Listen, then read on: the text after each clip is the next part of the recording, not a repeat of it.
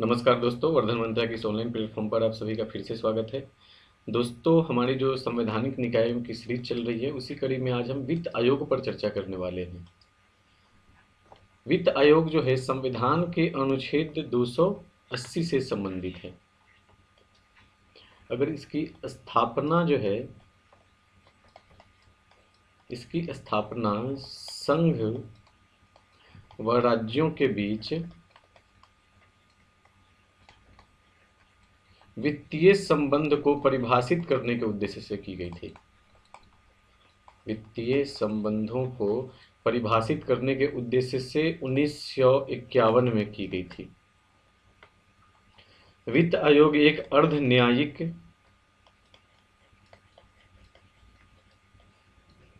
व सलाहकारी प्रवृत्ति का निकाय है। वित्त आयोग एक अर्ध न्यायिक व सलाहकारी निकाय है। इसका गठन प्रत्येक 5 वर्ष पर राष्ट्रपति जी के द्वारा किया जाता है। प्रत्येक 5 वर्ष पर राष्ट्रपति जी के द्वारा किया जाता है। इसमें जो है सदस्यों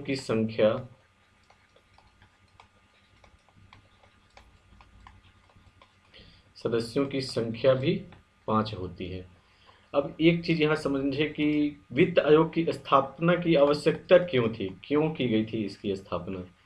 तो हम सभी जानते हैं कि हमारा जो देश है वह सहकारी संघवाद के सिद्धांत पर आधारित है। सहकारी संघवाद के सिद्धांत पर आधारित है। इसमें जो संघीय प्रणाली है हमारी,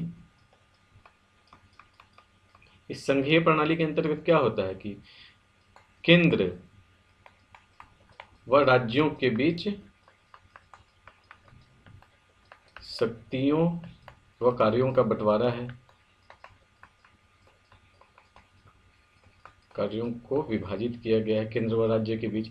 इसी सहकारी संघवाद को मजबूत बनाने के लिए, मजबूती प्रदान करने के लिए कराधानों का भी बंटवारा, जितने भी हमारे देश में टैक्सेज आते हैं उसका बंटवारा संघ व राज्य के बीच उचित आधार पर होना चाहिए। इसी कराधानों के बंटवारे के लिए, वित्तीय संबंधों के बंटवारे के लिए क्या बनाया गया था? वित्त आयोग लाया गया था। अब हम इसके संवैधानिक प्रावधानों पर नजर डालें। संवैधानिक प्रावधान,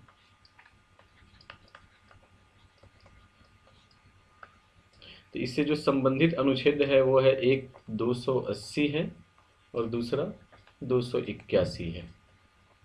यह संविधान के भाग 12 में है। भाग 12 में बहुत से अनुच्छेद हैं, 264 से लेकर 300 तक अनुच्छेद हैं, जो 4 अध्यायों में विभाजित है। भाग 12 के ही 280 में वित्त आयोग,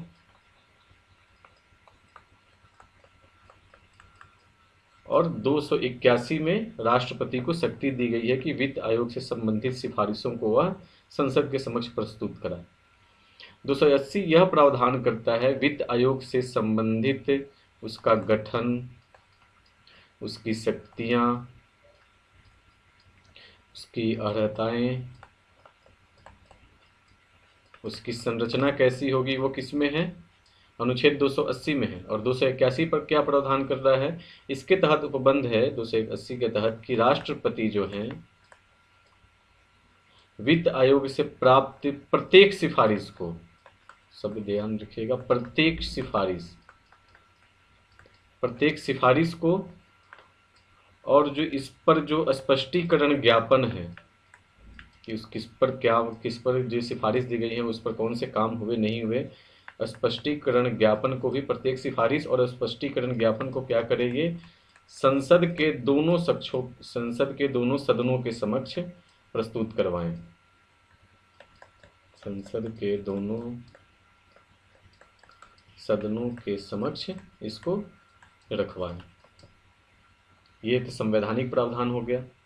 अब हम इसकी संरचना पर नजर डालें। इसकी संरचना,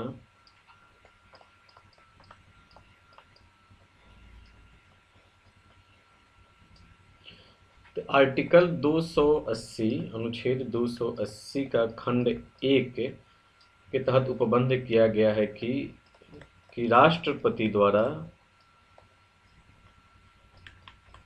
राष्ट्रपति द्वारा नियुक्त एक अध्यक्ष, एक इसके अध्यक्ष होंगे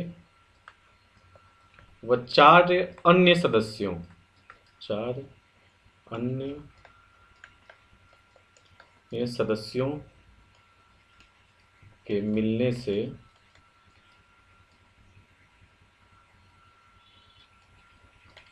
से बनेगा। अनुच्छेद 280 का एक क्या प्रावधान कर रहा है कि इसके जो 5 सदस्य होंगे उनकी वो कैसे होंगे, एक तो अध्यक्ष होंगे और उसके 4 अन्य सदस्य होंगे। 280 का खंड 2 यह उपबंध करता है कि यह जो है संसद को शक्ति प्रदान करता है। खंड 2 के तहत उपबंध है कि यह संसद को शक्ति प्रदान करता है कि वह इन सदस्यों से संबंधित अर्हता व चयन के लिए विधि का निर्माण करे, चयन के लिए विधि बनाए। इसी के तहत 280 के तहत ही संसद ने क्या किया, वित्त अधिनियम, इसकी वित्त अधिनियम 1951 को पारित किया। किसके लिए, इसकी अर्हता व चयन की योग्यता के लिए, जिसमें यह बताया गया कि अध्यक्ष की नियुक्ति कैसे होगी और 4 अन्य सदस्यों की नियुक्ति कैसे होगी। अध्यक्ष की नियुक्ति के लिए जो 1951 वाले अधिनियम में प्रावधान है, इसमें यह कहा गया है कि अध्यक्ष जो है वह सार्वजनिक मामलों का अनुभवी होना चाहिए, सार्वजनिक मामलों का अनुभवी होना या लोक मामलों का अनुभवी होना चाहिए। अध्यक्ष के लिए ही लाइन लिखी हुई है क्या, कि जो अध्यक्ष बनेगा वित्त आयोग का वो क्या होना चाहिए, सार्वजनिक मामलों का अनुभवी होना चाहिए। 4 अन्य सदस्यों के लिए जो अर्हता दी गई है वो है, एक पहला है कि वो हाई कोर्ट के न्यायाधीश बनने की योग्यता रखता हो, उच्च न्यायालय का न्यायाधीश बनने की योग्यता रखता हो।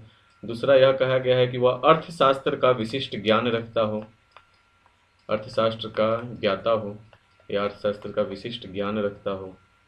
तीसरा है कि उसे भारत के प्रशासनिक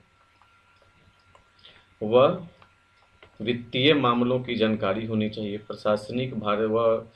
भारत के प्रशासनिक व वित्तीय मामलों का जानकार होना चाहिए। और एक चौथा है कि उसे भारत के लेखों के संबंधित जानकारी हो, लेखों से संबंधित, भारत में जो लेखे हैं,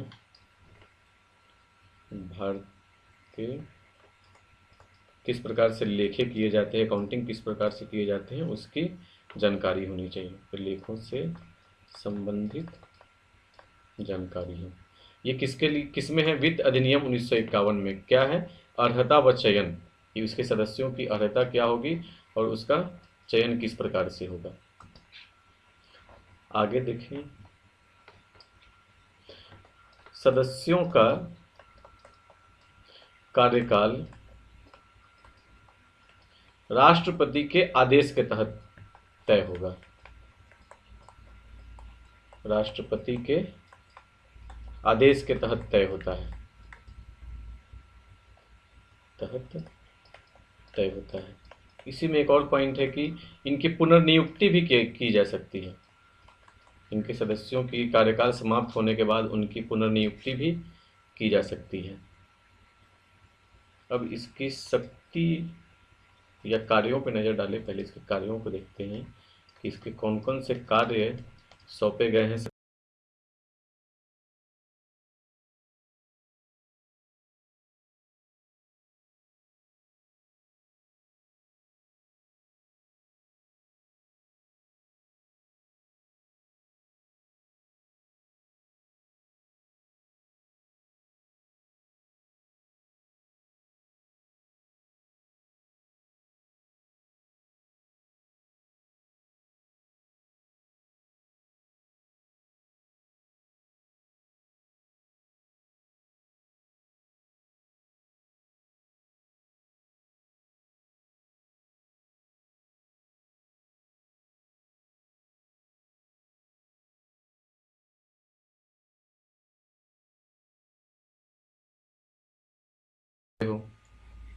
दूसरा, जो संचित निधि है, केंद्र की संचित निधि,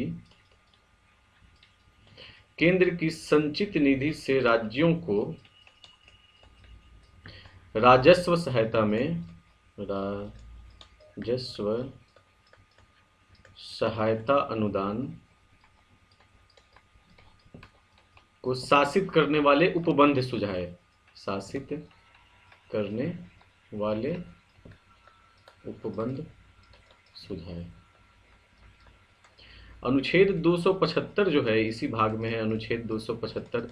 उसमें यह है कि राज्यों को अनुदान कैसे मिलेगा, संघ द्वारा कुछ राज्यों को संघ से अनुदान, तो उसी अनुदान के लिए उसको जो शासित करने के लिए किस किस तरीके से इनको दिया जा सकता है अनुदान, उसी को शासित करने के लिए उपबंध सुझाना है।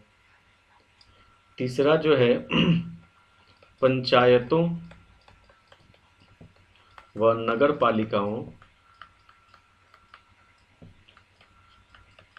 पंचायतों व नगर पालिकाओं के संसाधनों की आपूर्ति के लिए, संसाधनों की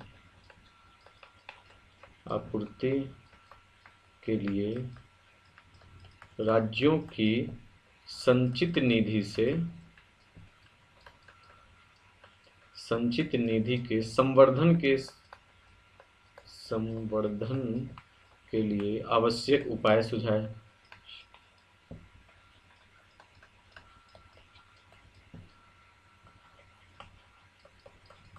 उसको ये उपाय सुझाना है कि पंचायतों और नगर पालिकाओं को संसाधनों की आपूर्ति के लिए कैसे फंड दिए जाएं। तो आप ये समझ सकते हैं कि ये किस संशोधन के तहत आया होगा, तो वही 73वां व 74वां संशोधन के द्वारा इसे जोड़ा गया है।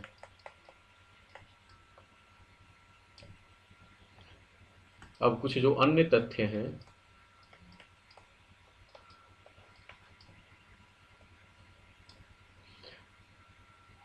पहले तो देखिए कि नियुक्ति किसके द्वारा की जाती है, हमने पहले ही देख लिया है, नियुक्ति राष्ट्रपति द्वारा। कार्यकाल कितना होता है, राष्ट्रपति के आदेश के तहत तय होता है।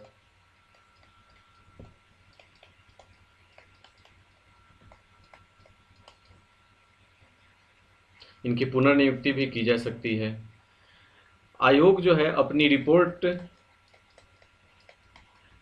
किसे देता है, आयोग अपनी रिपोर्ट बनाकर वो सिफारिशें किसे देगा, राष्ट्रपति जी को देगा। राष्ट्रपति जी इन सिफारिशों को क्या करेंगे, संसद के दोनों समक्ष प्रस्तुत करेंगे।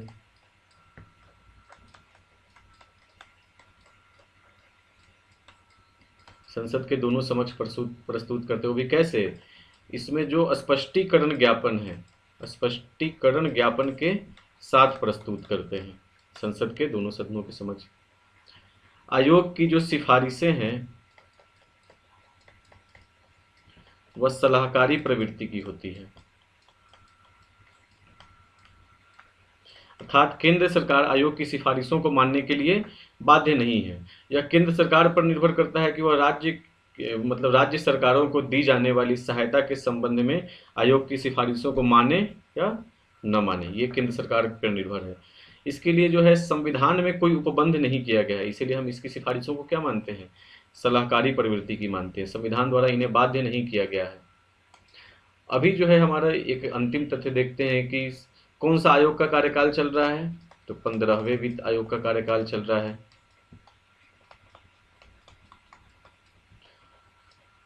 इसका गठन कब हुआ था, नवंबर 2017 में। किस कार्यकाल के लिए, 2020 से 25 के लिए इसका गठन किया गया था। किसकी अध्यक्षता में, तो नंद किशोर सिंह की अध्यक्षता में। इनके सिंह, इनका कहीं कहीं नाम आएगा। नंद किशोर सिंह की अध्यक्षता में 15वें वित्त आयोग का गठन किया गया था। कब, नवंबर 2017 में। किस कार्यकाल के लिए, 2020 से 25 के कार्यकाल के लिए। चलिए, मुझे लगता है कि आपको ये सेशन आपके लिए लाभकारी हो रहा होगा। चलिए, थैंक यू, मिलते हैं अगले वीडियो में।